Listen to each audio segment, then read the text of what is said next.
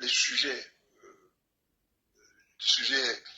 courants ne sont pas de la même manière que de Gabon Première et les autres chefs d'État. C'est peut-être une question de ligne éditoriale. Voilà. Non, c'est vrai que c'est une ligne éditoriale. Le problème de la corruption touche, impact sur le développement. Et que Gabon Première, les chaînes nationales sont entretenues par le contribuable. Donc, il est question ici de traiter les problèmes et qui, avec toute la liberté qui se doit pour édifier les Gabonais sur des problématiques aussi importantes. Donc, la lutte contre la corruption doit être une priorité pour garantir le développement durable de notre pays. Et donc, je disais que vous avez évoqué évidemment que est-ce que le président de la République, quel est vraiment le poids du président de la République dans la lutte contre la corruption? Je dis le président de la République souffle des douaniers, insuffle une politique. Il a maintenant que de manière sectorielle que ces ministres suivent. Et la problématique qui se pose aujourd'hui, on a comme l'impression que certains ministres ne suivent pas. Certains ministres ne suivent pas. Et c'est là le problème. Parce que est-ce que c'est le manque de discernement? Est-ce que c'est le manque d'attention de l'exécutif? Je ne sais pas comment on peut traduire ça, parce que un fléau comme celui-là devait, j'insiste, doit être une priorité pour aboutir à une gouvernance saine. Très bien. Maintenant, si vous savez que la corruption est au cœur même des dysfonctionnements d'un État, je pense qu'il faut en faire une priorité. Très bien. Cela peut être considéré comme étant négligeable, on va le dire ainsi, parce que lorsqu'on regarde le tableau, en 2024, le Gabon était à la 136e place, 2025 à 135e place, on gagne quand même une place. Bernard Christian Récoula, je vous pose cette question. Depuis l'arrivée de Brice Clotaire Oligui Nguema, on assiste quand même ou encore à des arrestations. Peut-on dire que cette méthode de Brice Clotaire Oligui Nguema apporte aujourd'hui des fruits au point de faire progresser le Gabon? De 1 point. Mais écoutez, je reste dubitatif quant à la réelle volonté de faire évoluer les choses. Pourquoi je vous le dis? Je vous le dis parce que lorsque vous regardez le discours officiel, qui est véritablement un discours politiquement correct pour les institutions internationales et même nationales, vous avez au même moment ce même gouvernement qui fait de la rétention d'informations.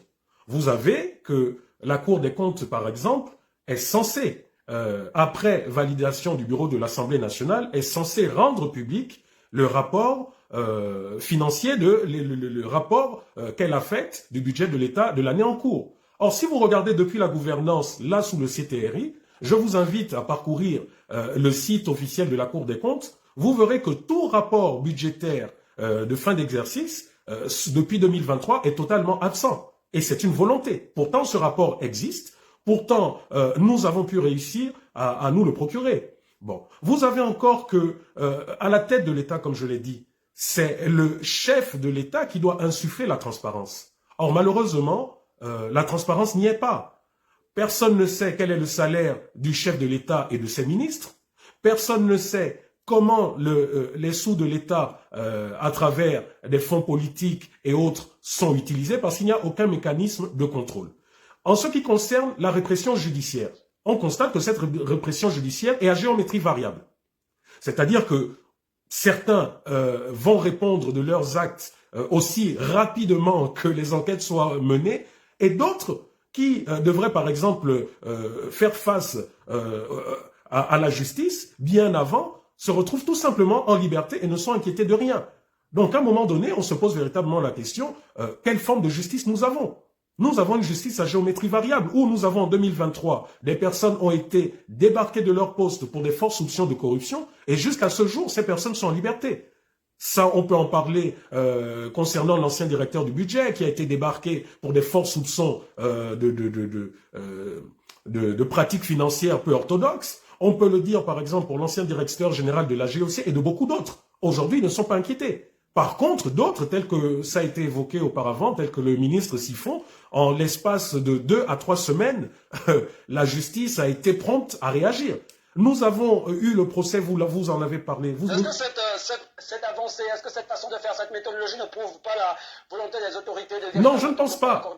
Je ne pense pas parce que si au même moment vous prenez le discours du général Oligui qui publiquement dit que nous ne pouvons pas arrêter tout le monde, sinon les prisons seront remplies, ça veut dire que volontairement, il fait déjà une entorse à la loi. Parce que la loi dit, celui qui a commis une faute, doit faire face à cette faute par rapport à ce que dit la législation gabonaise. Donc, c'est pas à Brice Clotaire Oligui Nguema déjà de dire publiquement que nous ne pouvons pas arrêter tous ceux qui ont commis des impairs financiers. Et là, la question qui se pose, c'est, alors dans ce cas, qui choisit, qui doit répondre, qui doit faire face à la justice et qui ne doit pas faire face? Parce que si aujourd'hui nous avons eu ce procès tant attendu, bien que décrié par sa manière, mais tant attendu quoi qu'il en soit, si nous avons pu avoir des informations qui ont conduit certaines personnes à répondre de leurs actes et aujourd'hui à purger une peine de prison, nous ne comprenons pas comment des acteurs qui ont été des acteurs clés dans ces détournements massifs de fonds soient aujourd'hui en liberté. Hein, je vais parler de ceux-là qui ont été cités au cours de ce procès. Je vais parler de l'ancien directeur général du Trésor public, M. Yann Koudjé. Je vais parler des directeurs généraux de BGFI ou des PCA, M. Oima, hein, et de toutes ces banques. On ne comprend toujours pas comment ces personnes, aujourd'hui, jouissent de leur liberté, alors qu'ils sont, à s'en tenir, hein, à tout ce que nous avons appris, ils sont au cœur d'un génocide financier. Doit-on mettre cette affaire sur le dos de Brice Clotaire Oligui Nguema quand on sait que plusieurs personnes revendiquent la liberté et la séparation sur tous les pouvoirs? Ben, c'est ce que je dis. C'est ce que je dis. La justice incombe à Brice Clotaire Oligui Nguema aujourd'hui. C'est ce que je dis. C'est que Brice Clotaire Oligui Nguema, déjà, n'a pas, en tant que chef de l'exécutif et celui qui est censé se tenir à la loi, il n'a pas à sortir des discours selon lesquels on ne peut pas mettre tout le monde en prison, sinon les prisons seront remplies. C'est pas son rôle, c'est pas à lui de le dire. C'est au ministre de la Justice, tout simplement, de mettre en branle. Ce discours a été tenu pendant la transition, il est important de le rappeler. Mais n'oublions pas que la transition était censée... Le discours de Brice Clotaire Oligui Nguema a été tenu pendant la transition. Ça n'absout pas... Ça peut le faire relever après cette transition. Non, non, la mais... question est la suivante. Non. Est-ce que la multiplicité des arrestations ne prouve pas la volonté des autorités et pourquoi pas de la justice gabonaise à agir de manière transparente et libre? Non, il ne faut pas botter en touche en disant ça relève de la transition. N'oublions pas une chose, c'est que la transition a été instaurée pour restaurer les institutions. Et parmi ces institutions, ce sont les institutions judiciaires. Donc, en pleine transition, Brice Clotaire Oligui Nguema ne pouvait pas le dire. Bon, si véritablement aujourd'hui, il y a une séparation des institutions, alors comment ça se fait que les personnes suscitées précédemment n'aient toujours pas rendu des comptes face à la justice? Donc, dire aujourd'hui qu'il y a une véritable volonté, je me porte en faux parce que on se rend compte que c'est sélectif, que ceux qui doivent rendre des comptes de façon sélective. Et la question qu'il faut se poser, c'est qui décide alors de qui doit rendre des comptes et qui ne doit pas rendre des comptes. Très bien. Jean Chrysostome, nous sommes sous cette 5e République, plusieurs personnes prônent, d'ailleurs vous avez aussi prôné la séparation des pouvoirs. Sur l'affaire de Yann Koudjé, les noms qui ont été cités bien sûr pendant le procès des Valentin Bongo et compagnie, est-ce que cela incombe à Brice Clotaire Oligui Nguema ou à la justice de s'assurer de la finalité de ce procès? Mais cela n'incombe justement pas à Brice Clotaire Oligui Nguema. D'ailleurs, Brice Clotaire Oligui Nguema, lorsqu'on lui demandait lorsqu'on parlait de Kelly Ondor, il avait justement fait état de ce que il démontrait son je voulais dire, incapacité à pouvoir agir directement sur dans les putschistes de 2000, après l'AVC d'Ali Bongo. Donc, Brice Clotaire Oligui Nguema avait effectivement démontré et dit et rappelé son incapacité d'agir directement sur la justice et qu'il fallait respecter justement un certain nombre de conditions pour qu'il puisse agir pour la libération de Kelly Ondor. Et donc, concernant le Gabon, il ne faudrait pas oublier qu'avant la 5e République, il y a justement l'OCTRI qui a géré la chose étatique, donc les affaires publiques.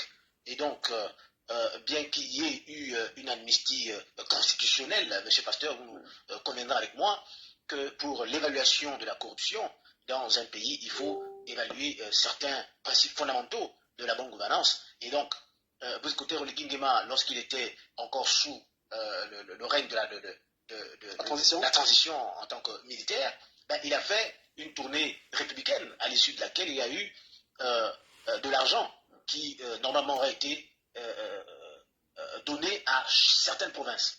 Et aujourd'hui, il faut bien que nous puissions, dans l'évaluation, vérifier les différents critères, notamment celle de la redevabilité et de la responsabilité, c'est-à-dire que les décideurs ont le droit de rendre des comptes justement aux citoyens. Donc aujourd'hui, il faut pouvoir faire le bilan de cette transition-là, la manière dont elle a été gérée de manière financière, donc la gestion des ressources de l'État, la distribution des fonds ou des moyens qui ont été octroyés ici et là. Il faut que le gouvernement aujourd'hui fasse preuve de responsabilité et redevabilité en donnant, justement, en faisant le compte aux Gabonaises et aux Gabonais. Vous avez justement la transparence. Et la transparence, c'est quoi la transparence? C'est que le citoyen doit pouvoir avoir accès librement et facilement à l'information. Et vous avez justement l'état de droit. Et c'est là, justement, le véritable problème, parce que nous, concernant la Constitution, et tout vient de là, nous l'avons dit, nous qui étions engagés à rappeler aux citoyens de ne pas voter pour la Constitution, parce que nous avons estimé que dans la Constitution actuelle, il n'existe pas, selon nous, une séparation stricte des pouvoirs. Alors que nous nous avions demandé à ce qu'il fallait que le gouvernement, le Parlement puisse, pour cette fois, faire en sorte que la séparation des pouvoirs soit totalement stricte. Parce que la transparence, c'est quoi? La transparence, c'est que les lois doivent être justes. Les lois, elles doivent être équitables. Et la justice ne doit pas être aussi sélective. Et donc, cette transparence fait que, aujourd'hui, est-ce que nous pouvons dire que la justice est totalement libre et dégagée du pouvoir exécutif? C'est une question. Très bien. Donc, à partir de ce moment-là, vous avez également la participation. Quand on regarde aujourd'hui, on se rend compte que l'UDP est partout. Or, il faudrait une participation collective. La République ne devrait pas être au singulier, justement, elle devrait être plurielle. Mais à l'heure actuelle, nous constatons que la République est au singulier. En parlant de l'UDP, en deuxième partie, nous allons aborder cette question. On peut donner d'abord les critères. Ce sont ces critères qui nous permettront de démontrer si le Gabon est dans une forte corruption ou pas. Vous avez justement l'efficacité ou l'efficience, ça veut dire l'utilisation optimale des ressources pour la recherche de la réalisation des objectifs. Et vous avez l'équité et l'inclusion, ça veut dire que cette gestion des ressources doit pouvoir rechercher quoi? Doit pouvoir rechercher l'intérêt général de la population. Et est-ce que c'est le cas aujourd'hui? Et à partir de tous ces critères, nous pouvons vérifier si le Gabon, bien évidemment, est en train d'avancer ou de reculer en matière. Eh bien, là, Christian Ekula, comme plusieurs Gabonais, s'interrogent ou s'interrogeaient sur les salaires des ministres, des présidents de la République. Et si on se fie quand même à la communication sur un plateau de nos confrères du média Afrique News, de Julien Kourbekale, qui est quand même un ancien premier ministre de la République, il parlait des salaires de 7 500 000 pour le président de la République, chef du gouvernement, le premier ministre 4 700 000, ministre d'État 3 500 000, ministre simple 3 millions, ministre délégué 2 500 000. Reste à savoir si ces chiffres sont toujours d'actualité. On me signale, Randy Joumas me signale que vient de nous rejoindre également Murphy Landira, il est acteur politique, membre Union démocratique des bâtisseurs de France. Bonsoir. Bonsoir à vous. Je suis militant de l'UDP. Je suis du côté des Blancs, effectivement. Très bien. Justement, vous avez certainement suivi cette actualité, cette communication de Transparency International qui place le Gabon à la 135e place sur 182 pays, la plus corrompue au monde, d'entre de jeu et à chaud. Votre réaction? Ben, écoutez, j'ai écouté le sujet depuis, je suis rentré. Nous ne pouvons pas mettre la corruption sur le magistère du président Brice Clotaire Nguema. Nous savons que le Gabon a été pendant longtemps géré opaquement par des politiciens de l'ancien régime qui n'ont pas pu s'en défaire. Aujourd'hui, le président de la République met à cœur de combattre la corruption. Aujourd'hui, nous pouvons parler d'un début, et le président rentre dans un début de magistère où il essaie de mener à bien tous les chantiers qu'il a promis lors des élections présidentielles. J'ai suivi mon co-panéliste tout à l'heure qui essayait de vous énumérer un peu tout ce que le président essaie d'apporter via son parti, mais via la politique et la vision qu'il a pour le Gabon de demain. Aujourd'hui, il faut laisser le temps au président de pouvoir gérer la corruption et d'engrainer cette graine qui dérange les Gabonais, parce qu'aujourd'hui, ce n'est pas juste un système, mais c'est tout un problème qu'il faut revoir. Le président aujourd'hui arrive après une transition où il a essayé de travailler et rassembler tous les enfants du Gabon pour changer le Gabon. Donc il a fait de l'inclusivité qu'il faut saluer, parce que nous savons que rarement dans un pays où il y a un coup d'État, vous voyez le président appeler tout le monde. Le président a appelé tous les frères et sœurs du Gabon pour dire venez, nous allons travailler pour bâtir un Gabon demain. Donc aujourd'hui, nous allons y travailler. J'espère que le président a cœur de renouveler et de remettre à bien le Gabon dans le classement de la corruption, parce que c'est un de ses chevaux de bataille. Je vous remercie. Oui, Landira, mais on a quand même une question. Vous êtes en soutien de Brice Clotaire Nguema, mais sous Brice Clotaire Nguema, on a quand même assisté pour le moment à des flous que je ne m'aurais pas qualifié d'artistiques sur ce plateau. On a eu des chantiers CTRI qui sont aujourd'hui, pour la plupart, à l'arrêt. On a bien sûr l'arrestation de plusieurs proches de Brice Clotaire Nguema pour malversation financière, même si la loi reste encore à se prononcer. Est-ce que ce chapelet d'exemples ne vient véritablement pas donner l'épaisseur à ce qui estime que Brice Clotaire Nguema est à côté de la plaque en matière de lutte contre la corruption, pour le moment? Ben, là, vous faites un point son contraire, parce que vous parlez bien que le président a lancé des chantiers où on a découvert des corruptions et tellement proche du président. Il y a eu des chantiers lancés sur la transition CTRI, financièrement estampillés CTRI, qui aujourd'hui ne fonctionnent plus, pour parler ainsi. Mais je pense que vous avez suivi le procureur de la République qui a annoncé des investigations sur les sommes qui ont été données lors du passage du CTRI lors de la transition. Ils mèneront les enquêtes, laisser la justice mener les enquêtes, nous dévoiler les résultats des enquêtes et le pourquoi certains chantiers ont été en arrêt. Nous ne pouvons pas réagir à chaque moment. Vous savez, au Gabon, on a constaté qu'on réagit à toute information qui nous est relayée sur les réseaux sociaux, dans les journaux. Aujourd'hui, il faut laisser la justice faire son travail, mener des investigations, comprendre le comment et le pourquoi les arrêts des chantiers. S'il y a une corruption, nous savons que la justice va saisir. Nous avons vu des exemples. Le président, même si vous êtes proche du président et qu'il y a un souci, le président a toujours su agir en toute impartialité. Donc, laissons la justice faire le travail. Pour le moment, nous ne pouvons pas aller dans des présomptions ou dans des accusations non fondées, sans avoir des éléments concrets pour pouvoir accuser quiconque, monsieur. J'aimerais réagir, s'il vous plaît. Cette première partie. Réaction de Christian Rekula pour M. Landira, qui est un acteur politique, un membre de UDB. Il estime que la justice est en train de faire son travail et que dans bientôt, certainement, les résultats porteront leurs fruits. Oui, j'aimerais réagir parce que vous voyez, c'est exactement ce genre de discours qui fait en sorte que rien n'avance dans ce pays. Aujourd'hui, vous entendrez tout le monde dire, nous sommes dans la 5e République, nous avons trouvé le pays dans cet état et avec tout ce qui va. Mais j'aimerais poser la question de savoir, la 5e République est composée de qui? Si ce n'est exactement les acteurs qu'il y avait sous la République précédente, sous le régime précédent. Si vous enlevez la tête, Ali Bongo, Sylvia Bongo et la Young Team, qui demeure en place? Exactement tous ceux qui dirigent aujourd'hui. Donc quand j'entends à chaque fois, nous avons trouvé le pays dans cet état, le président de la République est en train de travailler, j'ai envie de dire, mais enfin, arrêtez d'infantiliser les Gabonais. La 5e République actuelle, tous les acteurs de cette fameuse 5e République sont ces acteurs-là qui ont contribué à détériorer le tissu économique et social de ce pays. Je tiens à vous rappeler que nous sortons de 40 ans de gabegie financière et que le régime précédent, c'est 14 ans. Mais vous verrez que les acteurs actuels sont des acteurs qui sont là depuis 20-30 ans. Ensuite, quand on nous dit « laissons la justice faire », et que ça n'impute pas le président Oligui. Je tiens aussi à rappeler à ceux-là, on parlait de constitution, à ceux-là qui ont voté la nouvelle constitution qui officiellement nous fait rentrer dans la 5e République, je tiens à les rappeler que il n'y a plus de premier ministre. Il y a un président de la République et un président du gouvernement. Donc ça sous-entend que hier, Brice Clotaire Oligui Nguema s'est érigé en disant « Oui, par le passé, personne n'était responsable de tout ». Donc il a fait sauter le poste de Premier ministre pour devenir président du gouvernement. Donc ça veut dire que en plus d'être président de la République, tous les ministres sont sous sa coupole. Donc c'est le chef du gouvernement. Donc s'il y a des secteurs qui ne fonctionnent pas, si l'économie ne fonctionne pas, si la justice... Est-ce Brice Clotaire Oligui Nguema qui est à l'origine de cette nouvelle constitution, quand on sait que cette constitution est quand même basée sur les recommandations du dialogue national? Vous savez, je suis bien placé pour parler des recommandations du dialogue national. Donc ça peut faire l'objet d'un autre débat, mais aujourd'hui, vous savez, grâce à ce dialogue national, on a pu faire dire tout et n'importe quoi sous prétexte que c'était le peuple. Mais ça, c'est un autre débat. Ce que je veux dire, c'est que cette constitution a été adoptée et elle fait de Brice Clotaire Oligui Nguema le patron du ministre de la Justice, le patron du ministre de l'Économie, le patron de la fonction publique. Donc si ces ministres, dans leur domaine, ne font pas correctement leur travail, la Constitution dit que le premier responsable, celui qui rend des comptes au peuple, c'est Brice Clotaire Oligui Nguema. Donc il faut qu'on arrête à chaque fois de dire, de faire penser qu'aujourd'hui les choses, il y a d'autres responsables. Premièrement, quand j'entends encore d'autres qui disent « ce n'est pas Brice Clotaire Oligui Nguema, c'est son entourage », mais qui nomme cet entourage si ce n'est lui-même? Donc vous voyez que tout converge vers sa responsabilité. On parlait de mauvaise gouvernance, de mauvaise gestion. Ben justement, sous le CTRI, l'argent a été décaissé des caisses de l'État sans passer par les procédures de règles orthodoxes de l'économie. Ce ne sont pas les réseaux sociaux comme l'a dit mon compatriote sur le plateau. Merci Landira. Hein, Monsieur Landira, ce ne sont pas les réseaux sociaux. Monsieur Brice Clotaire Oligui Nguema lui-même l'a dit, plus de 70% des marchés l'ont fait en violation de la loi, de gré à gré. Plus de 90%. Plus de 90%.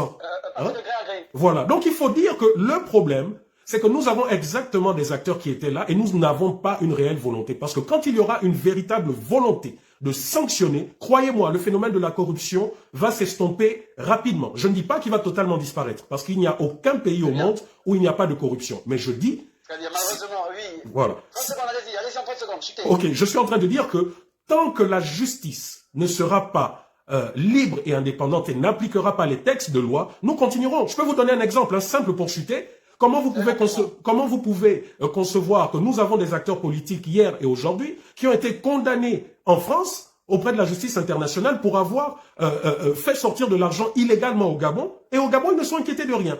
Il y a quand même un problème. Très bien. Malheureusement, le temps file à vitesse grand V, du moins en ce qui concerne cette première partie. Messieurs, d'ailleurs, tour de table, je sens et je sais que vous voulez absolument rebondir sur cette affaire, mais passons sur cette deuxième interrogation, ou dernière interrogation. Justin Malonda, cette image du Gabon peut-elle accroître la prudence des investisseurs? Bien sûr, monsieur. Dites-moi quel investisseur va aller s'engouffrer dans un pays. Des créanciers, d'ailleurs. Les créanciers, dites-moi dans quel pays les investisseurs vont aller s'engouffrer. Non, pas du tout. Ce qui est sûr, c'est qu'il n'y a aucune garantie tant qu'on n'a pas lutté contre la corruption. Moi, je pense qu'il faut plus passer à autre chose. Il faut plutôt faire des propositions. Quelles sont les propositions qui sont faites? C'est-à-dire qu'il faut renforcer les institutions de lutte contre la corruption. Il faut promouvoir la transparence et la responsabilité de tout un chacun. Il faut protéger les lanceurs d'alerte et les journalistes d'investigation, comme vous. Parce que, évidemment, vous jouez un très grand rôle. Il faut mettre en place des mécanismes de suivi et d'évaluation. C'est très important aussi. La sensibilisation. Et en amont, déjà, il faut mettre des moyens au niveau de la justice. Parce que le problème de la justice est très important. Et là, Bernard vient de le dire, pour le centre terrain problématique de la séparation de pouvoir. Il faut donner les moyens et il faut mettre les magistrats à l'abri du besoin. Parce que si la mafia, si la corruption vient déjà de la magistrature, ce qui est sûr, c'est qu'on ne va jamais trouver de solution à ce fléau. Donc il faut vraiment que la magistrature, c'est-à-dire que la justice joue son rôle. La justice joue son rôle. Donc maintenant, on insistait sur le justificatif qui consiste à nous ramener, à nous ressasser la gouvernance héritée du système reçu. Je pense qu'il faut que ça s'arrête maintenant. Il faut que ça s'arrête parce que on a comme l'impression que les 90% des marchés passés de gré à gré, c'est sous Ali Bongo. Non, le constat qui est fait, c'est depuis l'arrivée du président Biscoté. On constate que près de 90% des marchés sont passés de gré à gré. Et on sait ce qui se cache derrière les marchés de gré à gré. C'est la pure corruption. Et cela, donc il faut maintenant verrouiller, respecter ce consensus, les dispositions du Code des marchés publics. Très bien. Jacques Zosto, mon jeu, je suis partagé entre vous donner la parole à Londira par souci, par souci d'équité raciale. Il y a une deuxième partie, ok, donc 30 secondes. Ensuite, on permettra... Merci, 30 secondes. Je vais aller rapidement vous dire que je suis en total désaccord avec ce que dit le membre de l'UDP, bien que tu es en France, notamment. C'est facile de parler lorsqu'on est du camp présidentiel, du parti présidentiel. Mais moi, je me demande même souvent qui sont réellement les soutiens du chef de l'État, puisque nous n'avons pas soutenu le chef de l'État pendant la présidentielle, mais nous sommes ceux-là encore sur les plateaux qui arrivons à défendre même certaines actions qu'il mène. Parce que je l'ai dit au départ, je vous avais dit que oui, effectivement, il y a pas des mesures de décision qui sont prises pour faire en sorte, pour dissuader notamment la corruption dans notre pays, parce que nous avons vu, on ne va pas l'ignorer, que sous la 5e République, dont Brice Cotton de Nguema est le président de la République, chef de l'État, il y a des personnes, proches même, soit-il du chef de l'État, qui se seraient rendus coupables, qui ont été inculpés pour des soupçons présumés de corruption. On a vu l'exemple justement du ministre, l'ancien ministre du Tourisme. On parle de 10 milliards de francs CFA. On ne dit pas encore qu'il est coupable, mais on dit qu'il est pour l'instant, s'il est croué à 100 familles, c'est qu'il a été inculpé. Et vous avez justement le collaborateur du chef de l'État, le conseiller spécial en charge des travaux publics, qui est, sur les informations que nous avons eues, Thierry Plus nous dira, si nous ne nous trompons pas, qui serait en liberté provisoire après avoir payé une caution, qui avait été aussi inculpé pour les faits justement de corruption. Et donc, vous voyez, c'est pour dire que il ne faut pas faire comme à l'époque de ceux-là même qui étaient plongés simplement dans le comptabilisme. C'est pourquoi, et vous avez vu vous-même pendant la transition, les travaux qu'il y a eu, les financements sortis par le CTRI, par le chef de l'État. Vous avez vu que au cours de la transition, il y a un moment donné où le chef de l'État, lui-même constatant la lenteur, a envoyé sur le terrain d'autres militaires qui sont allés sur place. Et quand ces militaires sont allés sur le terrain, ils ont constaté des défaillances, ils ont constaté des retards. On ne peut pas ignorer. Rassurez-vous, il y a une deuxième partie. Par souci d'équité, donner la parole à Murphy Londira en 1 minute, avant de passer à la deuxième partie. Je vous remercie. Vous voyez, là, nous nous retrouvons avec des co-panélistes qui donnent le pour et leur contrat eux-mêmes. Vous dites le président de la République, pour M. Rekoula que j'ai entendu, et aujourd'hui le patron du ministre de la Justice. Vous avez entendu, ses propres collaborateurs sont allés en prison. Ce n'est pas un changement, je pose juste une question. Encore qu'ils ont la présomption d'innocence, puisqu'ils sont soupçonnés de malversation. Le président a saisi. Aujourd'hui, vous voulez dire que le président ne travaille pas sur la corruption au Gabon. Je ne vais pas m'avancer sur ces propos parce que nous savons que le Gabon est ancré dans la corruption. Vous n'allez pas me dire en 4 ans, 5 ans que le président Brice Cotton de Nguema, en 3 ans, on va dire, n'a pas pu travailler là-dessus. Vous avez encore dit tout à l'heure, mon compagnon qui venait d'intervenir avant moi, le président, constatant la lenteur des travaux qu'il a initiés sur le CTRI, a dû envoyer des envoyés spéciaux sur le terrain. Et non pas seulement dans le Gouévilo, comme vous l'avez dit tout à l'heure, mais quasiment dans toutes les 9 provinces pour constater la lenteur et le problème. Et nous avons suivi le procureur de la République, ensuite, qui a annoncé une procédure pour pouvoir éclairer la lenteur et pouvoir éclairer les Gabonais sur s'il y a détournement des deniers publics par rapport au financement qui a été octroyé par le président de la République, notamment les 7 milliards que l'on parle par province. Ensuite, vous avez aujourd'hui un ancien collaborateur du président qui a été soupçonné de malversation, qui a été innocenté, c'est la justice gabonaise, ce n'est pas le président qui a rédigé. Pour finir avec M. Récoula, je dirais que nous avons été nous tous, lors de la concertation, on a convoqué tous les Gabonais, toutes les forces vives politiques du Gabon, pour décider de la nouvelle constitution gabonaise. C'était par le président Brice-Clotaire Oligui Nguema. Il faut qu'on arrête de mentir aux Gabonais. On ne ment pas aux Gabonais. Ce sont les Gabonais qui sont allés. Ceux qui ont décidé d'accepter de changer les choses. Nous sommes allés voter. Nous avons voté pour le oui, pour le référendum. Aujourd'hui, nous n'allons pas le mettre seulement sur le président Brice-Clotaire Oligui Nguema. C'est l'ensemble de la classe politique gabonaise qui a participé. Vous avez la liste des noms, si vous voulez, on peut vous la fournir. Moi, aujourd'hui, en tant que militant et défenseur du président sur sa politique et le développement du Gabon, je dis le président travaille, laisser le temps à la justice de mettre de la lumière sur les détournements des deniers publics pour que nous puissions savoir qui a fait quoi au Gabon aujourd'hui. C'est ça le changement aussi. Je vous remercie. Très bien. Si vous nous prenez à peine, sachez que vous êtes sur TV Plus Afrique et dans l'émission Restez avec l'actu, émission disponible du lundi au vendredi à partir de 22h10. Le débat se poursuit et sont avec moi depuis déjà plus d'une heure Bernard Christian Récoula, Jean Chrysostome Bismé, Jean Ghislain Malanda, ancien sénateur de la transition, et bien sûr Murphy Landira, acteur politique, membre de l'UDB. Le débat se poursuit juste après cette courte page publicitaire.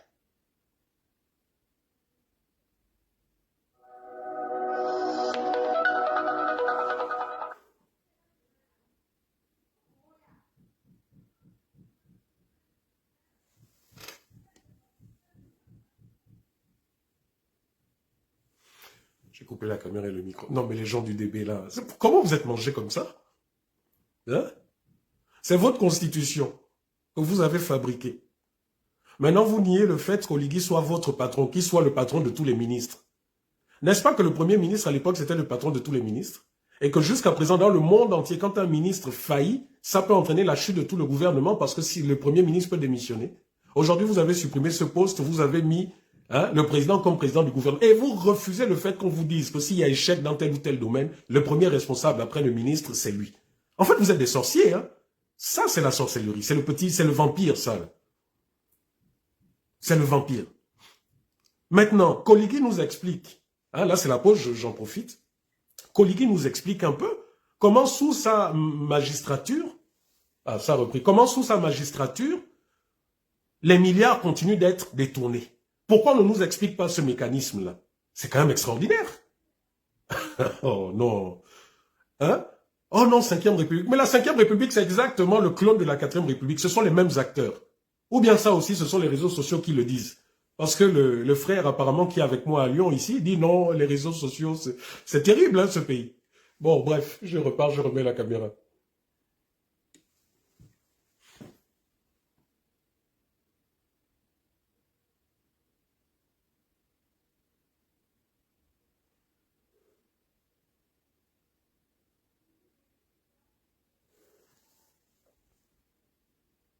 Non, ils sont encore en pause. Ah là là.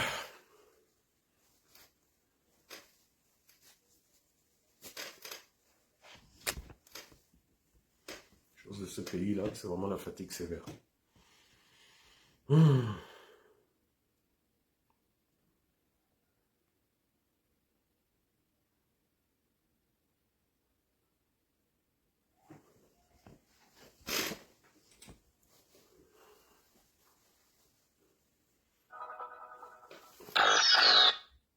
Oh mince!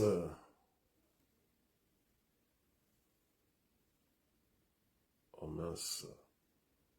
Je me suis éjecté. Ok. Oups. De retour sur ce plateau de Rester avec l'actu, nous rentrons dans la deuxième partie, mais avant faisons place à la transition.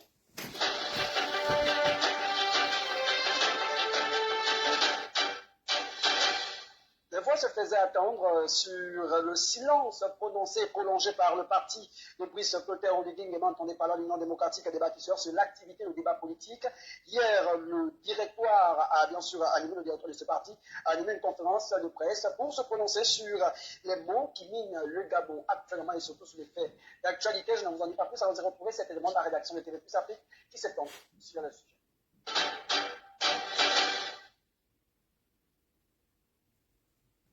Dans une atmosphère studieuse mais déterminée, l'Union démocratique des bâtisseurs a choisi de prendre la parole ce jeudi 12 février 2026.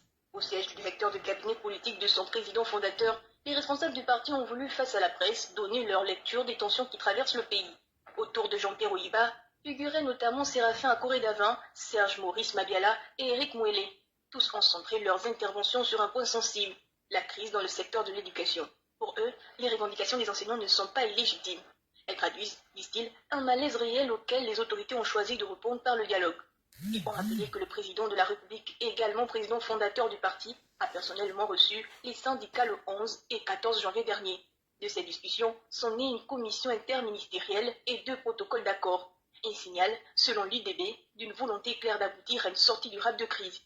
Si l'accalmie semble amorcée, le parti appelle néanmoins à la vigilance. Le respect strict des engagements pris par le gouvernement est présenté comme la condition essentielle pour établir la confiance entre les acteurs du système éducatif et l'État. L'éducation, a insisté Séraphin Akoré-Davin, ne saurait devenir un terrain d'affrontement politique. Sur le front politique, l'UDB est également monté au créneau contre les déclarations d'Alain-Claude Billy-Binzé dans certains médias internationaux. Le parti juge ses propos diffamatoires et en décalage avec la réalité institutionnelle actuelle. Il dénonce ce qu'il considère comme des tentatives de discrédit des institutions issues du processus de transition. Enfin, sur le plan économique, les dirigeants ont défendu le bilan du chef de l'État, évoquant une dette publique largement héritée du passé, avant le coup des libérations, et soulignent les efforts engagés pour redresser les finances, notamment à travers l'ouverture de discussions avec le Fonds monétaire international. Au-delà des polémiques, l'UDB affirme vouloir maintenir le cap d'une gouvernance tournée vers l'inclusivité, l'unité nationale et la stabilité sociale dans un contexte où chaque mot, chaque décision sont désormais pesés lourd dans l'équilibre du pays.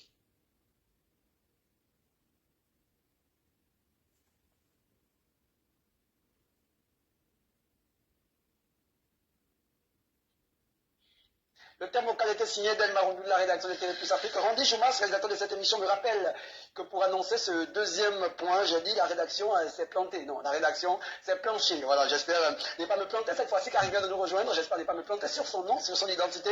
C'est un opérateur économique. Lorsqu'on parle de petits métiers à Libreville au Gabon, on ne peut ne pas citer son nom. Gaston Mindongani, opérateur économique, bonsoir. Bonsoir. Merci, c'était l'invitation.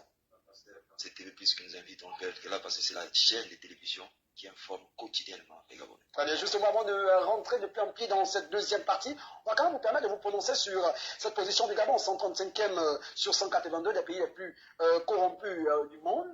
Vous êtes opérateur économique, il y a eu cette communication des marchés passés de gré à gré. Peut-on véritablement dire qu'il y a une évolution en matière de lutte contre la corruption en des Gabonais sur cette 5e République? Non, mais le bon c'est que ça, ce sont les éléments de ceux qui ne connaissent pas la réalité du terrain. En réalité, au jour d'aujourd'hui, quand on parle de... le Gabon a des lois, le Gabon a des institutions qui luttent contre ces phénomènes-là. Nous avons l'enrichissement illicite qui est là, qui fait son travail, nous avons une justice qui travaille, et entre ceux qui parlent à l'extérieur du pays et la réalité du pays, c'est tout autre chose. Parce que depuis l'arrivée du président de la République, Brice Clotaire Oligui Nguema, chef du gouvernement, les données ont changé. Il faut quand même reconnaître l'évolution des choses. Hier, les dessous des tables qui s'est passé à tout moment, ça a vraiment diminué. Ça a baissé, on ne peut pas dire que ça n'a pas évolué. Il faut laisser au gouvernement de la République et au chef de l'État le temps. Et le président de la République n'a encore que 2 ans. Donc on peut dire qu'en réalité, il y a une évolution. Il y a une évolution. Maintenant, le classement des autres, ils sont sur place ici au Gabon. Je pense que ces classements, nous ne pouvons pas nous alarmer. Nous savons qu'il y a des choses qui s'améliorent. Maintenant, par rapport au marché, qu'on parle de gré à gré, mais c'est une première qu'on donne des marchés aux PME gabonaises. Et le marché, il faut remercier le président Brice Clotaire Oligui Nguema, à l'époque président de la transition, qui a donné des marchés aux Gabonais.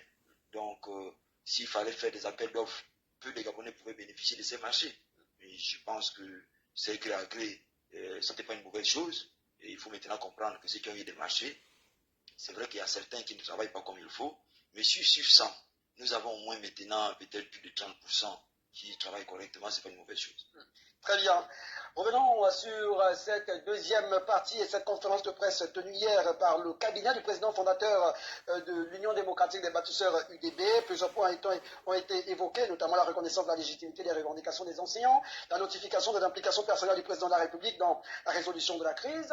Et ce cabinet a bien sûr énuméré la réception des syndicats des enseignants le 11 et 14 janvier 2026, la mise en place d'une commission interministérielle, signature de 2 protocoles d'accord. Le point culminant, il faut le dire, le point qui était véritablement attendu, c'était la réaction sur les propos tenus par Alain-Claude Bilibinzé. Justement, le cabinet du président a condamné les propos tenus par Alain-Claude Bilibinzé en disant ceci, c'est la régie de connivence, au-delà du caractère diffamatoire, calomnieux et inexact de ces propos à l'endroit des institutions de la République mises en place après un long processus démocratique inclusif et consensuel.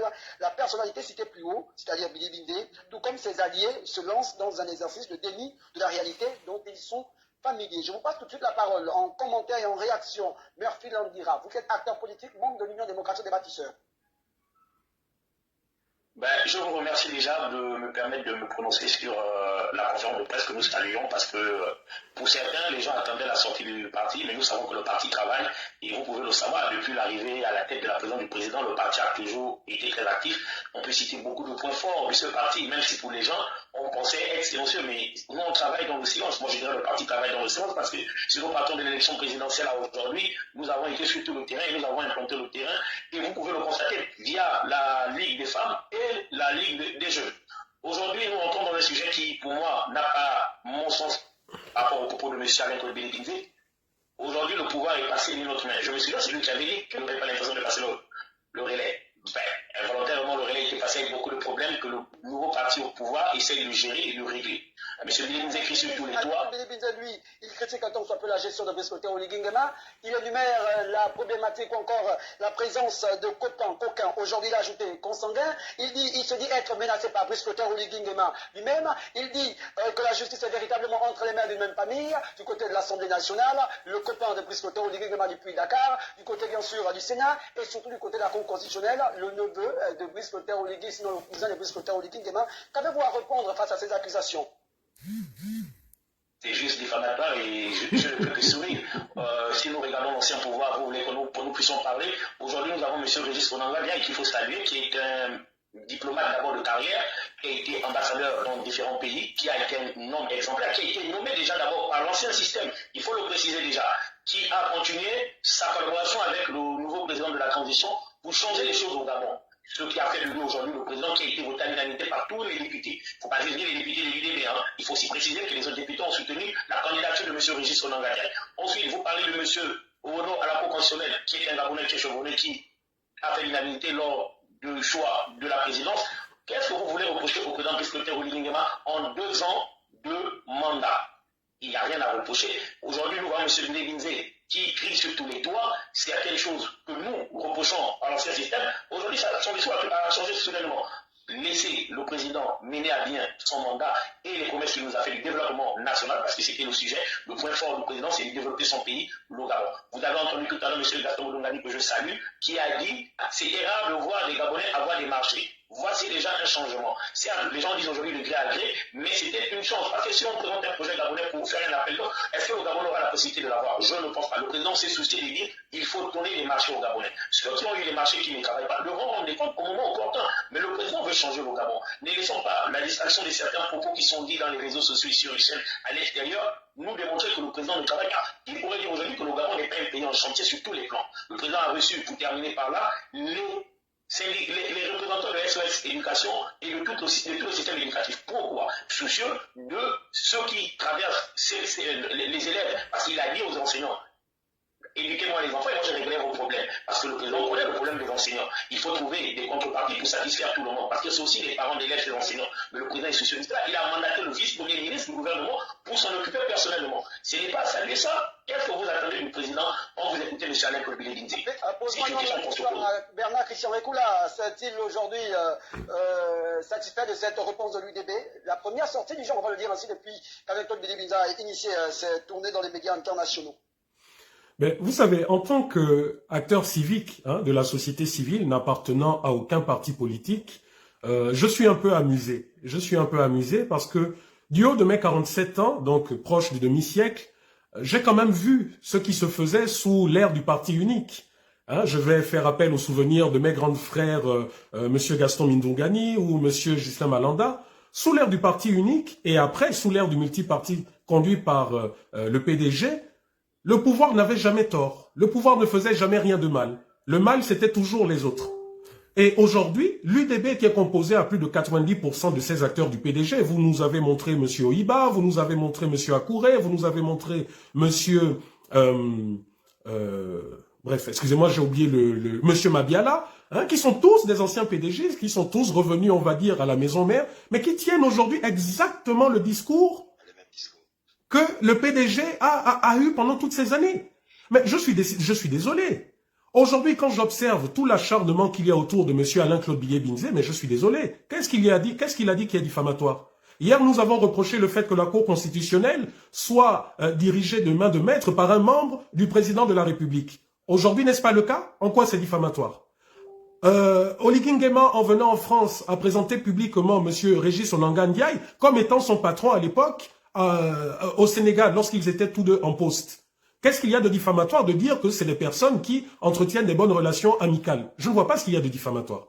Qu'est-ce qu'il y a de diffamatoire lorsqu'on dit qu'aujourd'hui la gestion, elle est mauvaise? Encore une fois, j'aimerais que notre ami, que mon ami qui se trouve ici à Lyon apparemment avec moi, puisse arrêter de se focaliser. On espère que vous allez savourer l'abus d'alcool est dangereuse pour la santé, mais à consommer avec modération. Une coupe de champagne juste après cette émission. Oh, mais vous savez, je suis peut-être l'un des rares qui pense que le débat politique ne doit pas faire en sorte que des personnes issues d'un même pays ne puissent pas se parler. Je suis de ceux-là qui le pensent. Donc, rassurez-vous, ça ne m'empêchera pas de partager un verre d'eau avec mon frère. Mais ce que je voulais dire, c'est que il ne faudrait pas qu'on continue à faire une fixation sur les réseaux sociaux. Là, nous débattons de choses sérieuses et non de réseaux sociaux. Donc, je ne comprends pas pourquoi à chaque fois faire allusion. Et j'invite mon compatriote plutôt à se plonger dans les chiffres. Et je vais peut-être vous rappeler ce que disent les chiffres concernant la dette publique. Déjà, il faut savoir que la dette publique est composée de la dette extérieure et de la dette intérieure. En 2022, lorsque l'ancien régime fut, la dette publique à l'extérieur, du moins la dette extérieure, était de 4010 milliards de francs CFA et la dette intérieure était de 2815 milliards de francs CFA. En 2023, cette dette extérieure est passée à 4500 milliards de francs CFA. Et en dette extérieure, 2950 milliards. Et c'est là où c'est intéressant. Parce qu'au même moment, le CTRI nous a dit qu'ils avaient épongé la dette. Bon, déjà, en termes de communication, ce qui n'est pas vrai.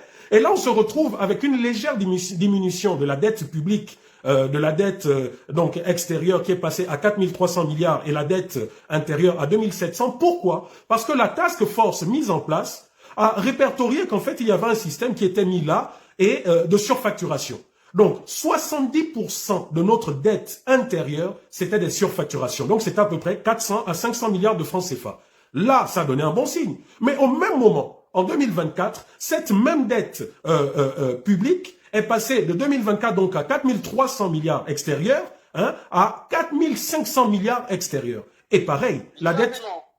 non, en fait, pour résumer, c'est pour dire que d'une certaine manière, on a voulu montrer qu'il y a eu, voilà, une volonté de régler ce problème. Et malheureusement, les vieux démons sont revenus se partager le gâteau. Les vieux démons sont revenus se partager le silure qu'ils ont eu entre les mains. D'où, premièrement, les marchés publics passés de gré à gré sous la mandature d'Oligui Nguema en violation totale de la loi. Il n'y a eu aucune sanction judiciaire. L'argent, les crédits budgétaires qui ont été largement dépassés, sans qu'il n'y ait sanction de la Cour des comptes, sans qu'il n'y ait sanction de la NINF. Il y a eu également le non-contrôle des crédits, de certains crédits budgétaires, notamment ceux des fonds souverains. Et c'est là où c'est marrant. C'est là où c'est marrant. Je chute rapidement par là. Ce qui est marrant, c'est que les vieilles pratiques où vous avez officiellement, on vous dit un ministre à tant de millions, à 3 millions, etc., le président à 7 millions, mais dans le même moment, on ne dit pas qu'il y a ce qu'on appelle des fonds politiques qui s'élèvent à plusieurs centaines de milliards dont personne n'a de contrôle, si ce n'est le chef de l'État lui-même. Et ça, par exemple, en termes de bonne gestion, ça n'a pas bougé d'un iota et c'est une volonté de l'exécutif en place actuellement. Malheureusement, Christian Auclin, ils sont pris par le temps. Ghislain Malandon aussi a rappelé que ceux-là qui ont animé cette conférence de presse, il y avait Jean-Pierre Oïba, directeur du cabinet politique du président fondateur, Séraphin Davé-Akouré, Serge Maurice Madiala, vice-président. Vous, aujourd'hui, est-ce que vous vous sentez rassuré tant soit peu par cette sortie du parti du président de la République? Bon, pasteur, merci vraiment de me poser cette question sur un sujet aussi brûlant. Alors, nous sortons d'une crise dans le secteur de l'éducation, une crise inédite, où on attendait la réaction de tous les Gabonais. Et curieusement, l'UDB sort tardivement, intervient tardivement. Mais je veux caricaturer, sinon comparer la sortie de l'UDB à la scène que nous avons vécue il n'y a pas longtemps en Zanyon. Je pense que le président de la République était en déplacement dans l'Otokoué. Il y a eu un vaste incendie qui a ravagé plusieurs maisons en Zanyon. Et les populations désemparées attendaient les pompiers. Les pompiers arrivent pour éteindre le feu avec des citernes vides. Et les populations étaient tellement remontées qu'ils ont failli empastiller Qu'est-ce que Gisèle Malanda, vous pensez que la réponse de l'UDB est vide aujourd'hui? Mais l'UDB se comporte comme les pompiers qui arrivent à intervenir avec des citernes vides. Le moment, vous savez, cette crise était tellement préoccupante qu'on aurait eu besoin des compatriotes pour intervenir. Attention, c'est une crise sociale qui n'a rien à voir avec des crises politiques où on appelle des négociations. Alors, le bilan, il est non seulement dans le cadre de plusieurs intervenants qui sont venus pour se faire voir. Cette situation. Je fais allusion à l'UDB qui arrive à intervenir. Regardez d'abord, qu'est-ce qui est inquiétant dans cette affaire? C'est la qualité d'abord des quatre mousquetaires qui se sont présentés hier à la télévision. C'est qui? C'est une bande de recyclés du PDG, courtisans, qui ont négativement marqué l'histoire de ce pays, qui sont même comptables de la gestion des problèmes d'éducation dans ce pays, qui ont recyclé et qui viennent donner des leçons. Il y avait quand même Davé Akouré qui a milité ces dernières années. Davé Akouré s'est illustré en tant que souris dans le sac d'arachide, dans l'opposition. Il s'est fait remarquer négativement lors de son compromis en 2023, et ça je parle sous le contrôle des Disney, en 2023, quand il s'est agi de modifier la Constitution, ils ont fabriqué avec Billy Binzé un parti en 48 heures. Ce qui est il a battu le record, on le reconnaît pour ce record. Alors donc, vous comprenez bien que voilà la qualité des personnes qui viennent faire non seulement intervenir dans des sujets, écoutez le fond même de l'intervention d'Akouré. Donc il faut qu'on soit sérieux. Il faut qu'on soit sérieux. Je n'ai rien retenu de ce parti. Vous savez, ici, le président de la Brice Oligui Nguema est le président qui est plébiscité par 14. Moi, je n'ai jamais fait de rapport entre l'UDB et le président. Moi, je fais le rapport entre le président et 94% des Gabonais qui ont voté pour le président. Je ne parle pas d'une bande d'opportunistes qui ont basculé en 48 heures dans un parti politique. Alors, donc, il ne faut pas qu'on embête les Gabonais. Alors qu'ils aillent régler leurs problèmes avec Billy Binzé, Billy Binzé et les Akouré ont assez perturbé les Gabonais. Il y a eu une crise. Je tiens ici déjà à me féliciter du travail abattu par le président de l'Assemblée nationale et la société civile et le gouvernement. C'est ça, c'est clair. Donc l'UDB, ils disent qu'ils ont été saisis, le cabinet du président. Alors je ne sais pas si on est dans deux États, le cabinet du camarade du président, cabinet politique du président a été saisi par je ne sais qui. Et le même Binzé vous dit que le mouvement était un mouvement illégitime. Alors, ils veulent s'accrocher sur la légitimité. Les UDBistes veulent s'accrocher sur la légitimité de l'Oligui, qui n'a rien à voir avec la légitimité des procureurs mal élus, des parlementaires mal élus. Très bien. Justement, Jean-Chrysostome Monjo-Bissé, vous êtes expert en démocratie et bonne gouvernance. Arrêtons un temps, on s'appelle sur l'image et le symbole. Là. On a une conférence de presse du cabinet du président fondateur, pas du secrétariat du parti. Et on a quand même une communication qui se base véritablement en réaction, on va le dire ainsi, qui devait répondre à l'école Billy ces dernières années, ces derniers jours, on va le dire ainsi, donne des coups véritablement au président de la République, au gouvernement de la République. Je crois déjà que c'est le secrétariat général du parti qui devait pouvoir s'exprimer. Et dans le secrétariat général du parti, ils ont des responsables en communication qui devaient venir lire le communiqué du parti via le secrétariat général de l'UDB. Et puis, il ne faut pas oublier qu'aujourd'hui, l'UDB fait cette sortie parce que tout le peuple gabonais s'est posé la question du silence.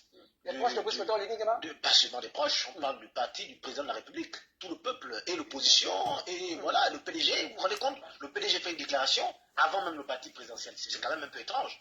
Mais vous avez vu qu'il y avait des gens, mon grand frère Gaston Mindongani, Minsa et autres, qui étaient sur le terrain, pendant que l'UDB était encore assis, il ne faisait aucun communiqué. Maintenant là, c'est pour moi, en fait, ce communiqué de l'Union démocratique des bâtisseurs dans le cabinet de politique, pour moi, c'est une charrue, on va dire, on va le laisser après la mort. Maintenant qu'il y a quasiment de la calmie, il n'y a quasiment plus rien, bizarrement.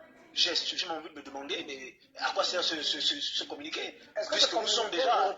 C'est comme si c'est juste un communiqué. Non, c'est comme si c'est juste un communiqué qui répond à l'incommuniqué, mais pas réellement la question des enseignants. Puisqu'il y a des compatriotes gabonais, il y a d'autres compatriotes qui sont allés sur le terrain, qui ont discuté avec les enseignants en province, à Libreville, et qui ont ramené un peu de la calmie, et qui fait qu'aujourd'hui, les choses sont un peu plus calmes. Mais maintenant que tout est terminé, on voit un communiqué de l'UDB. Et j'ai même envie de dire, souvenez-vous que, bon, enfin, on parle souvent de la qualité des auteurs. Monsieur Akouré Davin qui fait le communiqué, moi je n'oublierai jamais qu'il y avait eu un dialogue. Mais quand on vient critiquer avec l'opportunité, alors que dans un passé récent, avant les élections présidentielles, on avait organisé un certain dialogue, une concertation rapide, à l'issue de laquelle il y a eu une modification de la Constitution, et on a été au triomphe d'Ira, qui nous a amené une Constitution assez bancale. C'est qui a justifié le coup d'État. Et justement, donc aujourd'hui, on venait critiquer Billy Bindé, alors qu'on était en accord avec lui hier. Bon, je trouve que c'est quand même un peu osé, mais je veux dire que le président de la République, le cabinet a-t-il voulu sauver le président fondateur? Non, c'est une récupération. Après la mort. Mais lui-même, le président avait déjà reçu les enseignants. Justement, est-ce que cette sortie ne s'assimile pas plus à une réponse? Mais c'est ce que je dis, que s'ils veulent dire au président qui voulait faire le communiqué pour venir par la gestion de la crise sociale avec les enseignants, je dis que même le président ne peut pas croire à ça. Il a reçu les enseignants, il a donné sa parole, il y a les gens qui sont allés sur le terrain, il y a eu le médiateur, il y a eu après le président de la semaine, nous sommes déjà dans la calmie, et aujourd'hui, comme par hasard, parce que nous avons longtemps critiqué le silence de l'UDB, on a un communiqué de l'UDB. Donc il faut faire attention justement à ces jeux. Communiqué de l'UDB, mais surtout du cabinet du président fondateur.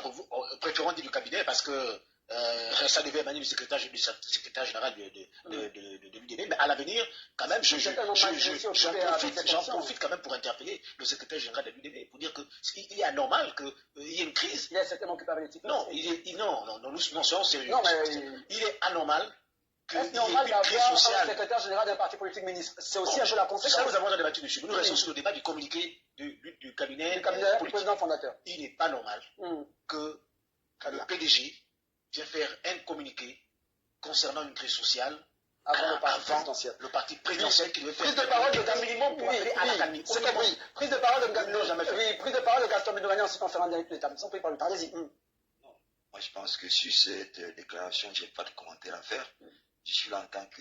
Vous m'avez invité en tant opérateur économique, oui, vous pouvez revenir sur. Donc, n'étant pas invité en tant qu'homme politique, j'ai écouté ce qu'a dit le camarade Malanda, dans le contexte syndical. Et en face de moi, mon petit frère qui venait de développer, c'est que je peux seulement dire qu'à la longue, chaque fois qu'il y a ce genre de choses, que le parti présidentiel puisse se prononcer bien avant. Et puis aussi à l'absence du secrétaire général, il y a le secrétaire général adjoint et tout ça. Mais si le cabinet du président fondateur du parti a intervenu, peut-être parce qu'ils ont vu que le secrétariat général n'avait pas agi, et puis bon, ils se sont permis, peut-être suite avec l'autorisation du président du parti, pas du président de la République, du parti de venir intervenir. Donc là, eux-mêmes à ce niveau qui peuvent comprendre. En face de moi, j'ai quelqu'un qui fait bien les analyses politiques, il fait bien les enquêtes politiques et tout ça, là, tel que Malanda. Si je le vois intervenir comme ça, c'est qu'ils ont monté les enquêtes et tout ça. Donc,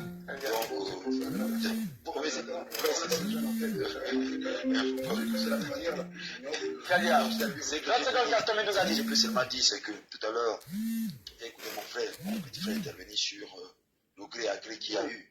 Non, c'est une dotation spéciale du président de la République.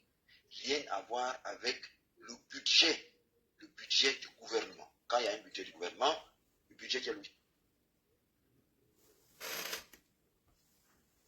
fait des appels d'offres et tout ça là, et puis tout le monde respecte. Et là, il fallait booster les PME. Il fallait les booster, il fallait bien que le président Brice Clotaire Oligui Nguema arrive, à l'époque, ne bénéficiait pas des marchés. Aujourd'hui, je me réjouis pour dire que beaucoup de PME, sur 100, s'il y en a 40 ou 50 qui ont pu réaliser quelque chose, c'est déjà ça. Et je remercie le président Brice Clotaire Oligui Nguema, président de la République, chef du gouvernement, à l'époque, président de la transition, qui a donné ces marchés aux PME. Maintenant qu'il est chef de l'État, le président de la République, chef de l'État, chef du gouvernement, désormais, on sait très bien que les jeunes Gabonais les PME Gabonais vont répondre aux appels d'offres comme tout le monde. Avant, il n'y avait pas la possibilité, parce que les frères de l'Afrique de l'Ouest, et les autres là, et les Libanais, tout le reste, arrachaient tout. Donc, moi, je pense qu'à ce niveau-là, on ne peut pas comprendre. Malheureusement, nous sommes pris par le temps, sinon nous sommes véritablement arrivés au terme de cette émission. Restez avec là-dessus. Messieurs, d'ailleurs, dames, en 30 secondes, je compte sur votre sens. Tout le monde n'a pas. Moi, je reviens de Boulamoutou. J'ai eu le marché du CTV, la réflexion du lycée d'État de Boulamoutou, j'ai livré. J'ai eu les 7 milliards, l'école de Kungu, la TRIP, j'ai livré les toilettes fondaires. Vous n'avez pas eu 7 milliards, mais vous avez participé dans les 7 milliards. Dans les 7 milliards, j'ai déjà livré 4 chantiers. Dans les 5 milliards, j'ai livré déjà un chantier. J'ai été même félicité par le vénérable Malanda. D'où l'importance de votre... Messieurs, alors, 30 secondes, véritablement 30 secondes, on commence par Bernard Christian Récoula. Que retenir de cette émission? En 30 secondes, s'il vous plaît. Mais en 30 secondes, c'est déjà dire qu'il faut éviter la confusion entre dotation spéciale et marché public. D'ailleurs, c'est l'une des recommandations de l'accord 4 du FMI à travers sa mission de janvier 2024. Là encore, il faudrait qu'on fasse des mises à jour en termes de bonnes pratiques de gouvernance. Ce qu'il faut retenir également, c'est les sorties, pour moi, qui ne sont pas opportunes entre des camarades qui avaient exactement la même vision et qui aujourd'hui font fi de leur passé. Parce que aujourd'hui, pour moi, tous ceux qui sont au PDG, qui ont soutenu l'ancien régime jusqu'au 29 août, n'ont pas qualité à s'ériger en donneur de leçons et en face de Alain Klobié-Binzé, qui d'ailleurs est celui que Brice Clotaire Oligui Nguema a lui-même mis en avant depuis longtemps. Et pour finir sur la crise de l'éducation, il faut dire que c'est une crise qui est là bien avant la venue du nouveau régime, mais c'est une crise qui aurait pu être évitée si ce régime avait su quelles devaient être les priorités et si ce régime avait pris à bras le corps dès le début de sa mandature, en arrêtant déjà avec ce qu'on appelle le pré-salaire, qui est une invention, ça n'existe pas dans notre arsenal législatif, le pré-salaire n'existe pas dans le statut général du fonctionnaire. Donc, en arrivant au pouvoir, le nouveau régime devait déjà mettre un terme à cela et devait prendre les devants envers les syndicats en leur proposant justement des pistes de sortie de cela et non pas s'être lancé dans 1001 projets qui au final ne servent pas à grand chose puisque tous les projets sont à l'arrêt, faute de liquidité dans les caisses de l'État.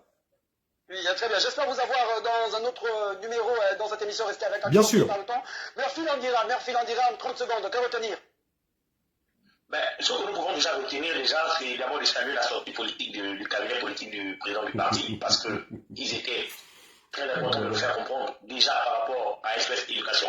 Et rappeler avec vos panélistes ici que le président de l'Assemblée nationale, M. Régis Onanga Ndiaye, le président de l'Assemblée nationale, sous la bannière du parti du président, après la sortie du président qui a rencontré SOS Éducation, nous avons pu trouver dans la voix et la sagesse de M. Régis Onanga Ndiaye des solutions avec SOS Éducation, ce qui montre déjà encore l'importance et l'impact de l'IDB, puisque l'on parle que l'IDB sont en retard, mais le président de l'Assemblée nationale est sous la bannière de l'IDB. Ensuite, si nous parlons de la crise qui frappe le Gabon en ce moment, moi j'estime que le Gabon va sortir de là. Nous avons écouté le ministre de l'économie qui nous a parlé de l'option qu'ils vont décider de prendre, qui consiste à développer les unités de production dans les secteurs dont le potentiel sera pour les richesses, l'augmentation des richesses du Gabon. Laissons le temps au système mis en place par le président de la République et son gouvernement pour pouvoir développer le pays. Les critiques, nous pouvons les comprendre, mais apportons plus de solutions que les critiques. Nous nous asseyons depuis fort longtemps avec beaucoup d'entre nous pour critiquer plus, mais pas apporter des solutions pour sortir le Gabon de ce marasme. Donc aujourd'hui, moi j'ai salué la vision du président pour le développement national autour de son parti et autour de la vision qu'il a depuis les élections présidentielles. Je vous remercie pour l'invitation. Merci encore pour ce moment. Jean-Christophe Mondjobissini. Déjà, je voudrais recadrer M. Lendira qui a l'UDB. C'est le mot de fin. Oui, le mot de fin. Pour dire que M. Régis Onanga Ndiaye n'a pas reçu le groupe SOS Éducation en tant que membre de l'UDB. Il est président de l'Assemblée nationale. Même les députés aujourd'hui qui sont députés de l'Assemblée nationale, constitutionnellement, ne sont pas députés de l'UDB. Ils sont députés de la nation gabonaise. C'est parce que les lois qu'ils prennent ne sont pas des lois pour les partisans de l'UDB. l'opposition, et non pas pour l'ensemble de la nation. Donc il y a encore là une méconnaissance de la constitution de la République gabonaise. Il faudrait qu'il continue à la lire encore. Et je voudrais, justement, il a eu plus de 30 secondes, mais je voudrais terminer en disant que là encore, il a fait une grave erreur, M. Ndira, en disant qu'aujourd'hui, il y a des proches du président qui sont arrêtés. Même Swali Bongo, M. Nogwa Gambia, qui était un proche d'Ali Bongo, il était en prison pour corruption. Même Swali Bongo, il y a eu beaucoup de proches d'Ali Bongo qui étaient en prison. Ce n'est pas une question de proches qui vont en prison. C'est une question qu'aujourd'hui, le président de la République a pris la décision de mettre en place des mécanismes. Ces mécanismes-là, c'est quoi? Pour nous qui avons fait la bonne gouvernance, ces mécanismes-là vont dans le principe fondamental de la bonne gouvernance qu'on appelle justement l'état de droit et qu'on appelle l'efficacité et l'efficience. Ça veut dire qu'aujourd'hui, dans la lutte contre la corruption, qui est aussi un principe, c'est dans ce principe-là qu'il y a des mécanismes qui sont mis en place pour l'atteinte des objectifs. Très bien. Et donc, aujourd'hui, les mécanismes sont mis en place. Il faudrait non pas qu'on passe le temps à arrêter des gens en découvrant après, parce que les mécanismes sont mis en place, c'est pour prévenir justement l'abus du pouvoir et la corruption. Donc si les mécanismes sont mis en place et que les collaborateurs du président de la République font leur jeu en travaillant et non plus en détournant les fonds. Très bien. Et vous verrez qu'il on a vraiment eu du mal à respecter les 30 secondes sur ce plateau. Oui, Général Justin Malanda, le titre reste. Oui. Il faut respecter les dispositions du Code des marchés publics et je pense que les bailleurs de fonds essaient de le répéter. À propos de la sortie hasardeuse, sinon tardive, de l'UDB, moi je pense qu'il faut qu'on respecte le peuple gabonais et que les intervenants ne sont pas des modèles. M. Akouré a trahi Nzouba, ce n'est pas le peuple gabonais qui ne va pas trahir, et le président lui doit faire attention. Et je pense que la manière, la posture de ses compatriotes n'est pas avantageuse pour le président de la République. Le président a été plébiscité par 94% des Gabonais. L'UDB, pour moi, c'est non-événement. Ce parti cause plus du tort aux compatriotes, en tête desquels le président de la République. Je pense que ce mandat, si nous avons un boulet, nous qui sommes la société civile, un problème, on sort des problèmes sociaux, qui est le problème de l'éducation nationale, je pense qu'on va devoir, ici là, gérer la crise politique avec toutes les turpitudes de l'UDB. Donc ce mandat, nous avons intérêt de contrôler l'UDB comme l'huile sur le feu. Très bien, Gaston Minougani. Je tiens à dire que le plus souvent, il faut anticiper. Il ne faut pas attendre le tour du chef de l'État et du gouvernement. Chacun de nous doit jouer un rôle. Il ne faut pas qu'en 2 ans, nous puissions avoir des crises de gauche à droite. Là, hier, c'était l'éducation nationale. Il y a beaucoup des administrations. Donc, que chaque Gabonais qui a soutenu le président de la République puisse jouer son rôle. C'est pas une affaire, quand le chef de l'État a été élu, il n'a pas été élu sur la manière d'un parti politique. Il a été soutenu par tous les Gabonais. Il serait souhaitable que nous tous nous veillons. Et quand il y a quelque chose qui ne va pas, que nous puissions signaler et que ceux-là aussi puissent nous écouter.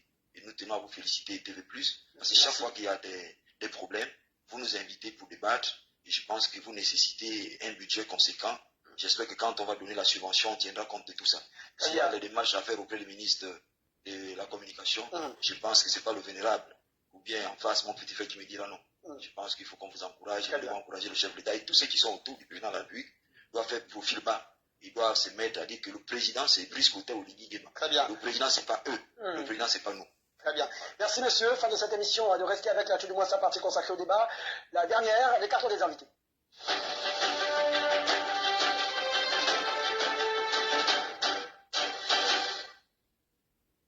Messieurs, nous allons aller au pas de course, car le temps de départ est arrivé à son terme. 3 cartons, 3 couleurs différentes. Le carton rouge, un coup de gueule, une sanction. Le carton jaune, un avertissement. Le carton vert, pour féliciter une action nationale ou internationale contenue dedans, messieurs, en seul carton.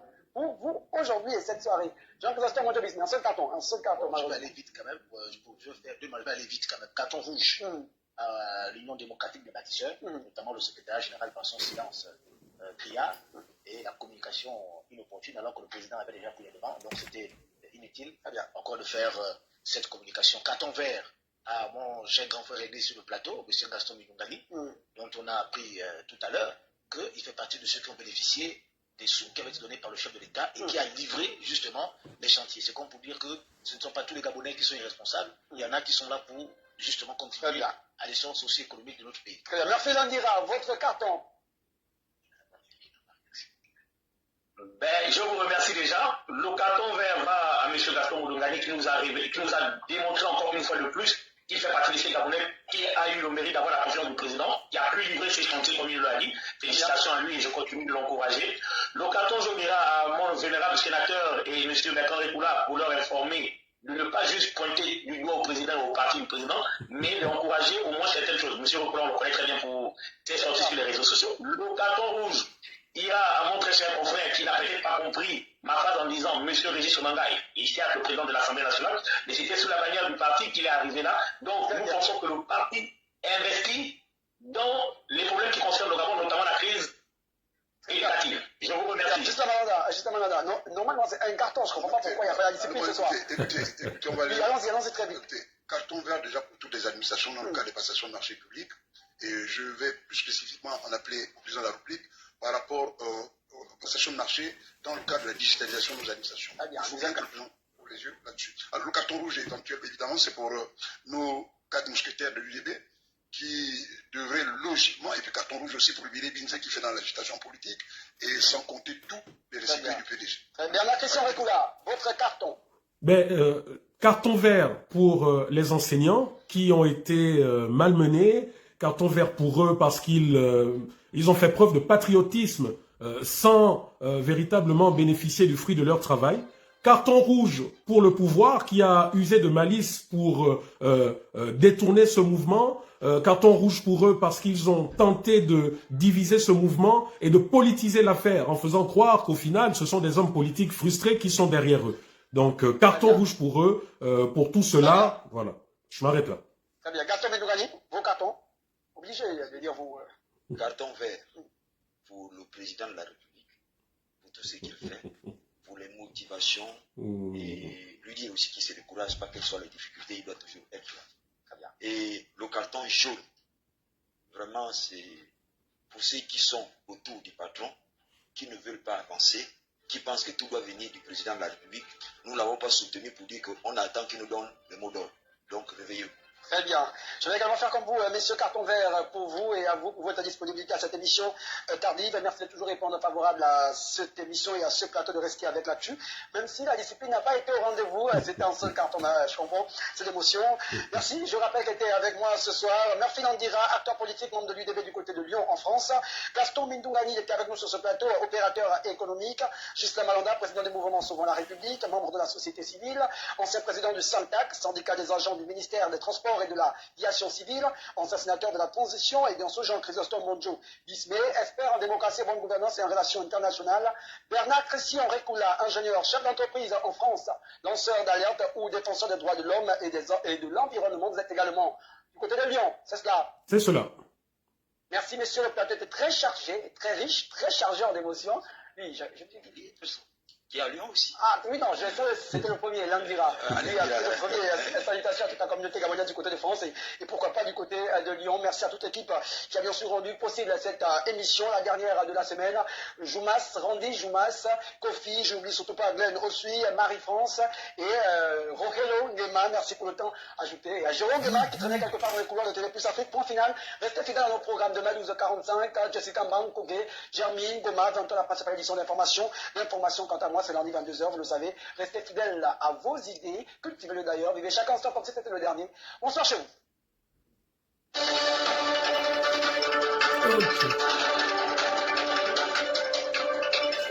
Bon, c'est fini. Bon, j'aurais aimé plus développer, mais comme vous savez, c'est une émission et on ne peut pas tout dire. Il faut être bref. Bon, comme vous voyez, hein, c'est habituel. Attendez. Bon. On se laisse, on se dit au revoir. Comme vous voyez, hein, c'est habituel.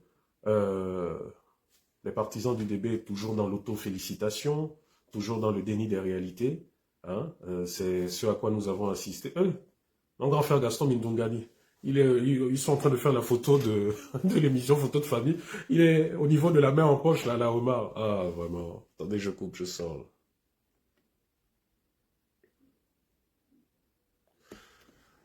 Donc voilà, c'est triste, mais c'est ce à quoi nous assistons depuis l'ancien parti. Hein, c'est les auto-félicitations à n'en plus finir. Jamais ils ne font mal, jamais ils ne reconnaissent que bon voilà, on a peut-être bien essayé, mais on a échoué. Bon, bref. Voilà, allez, bonne soirée à tous et à toutes.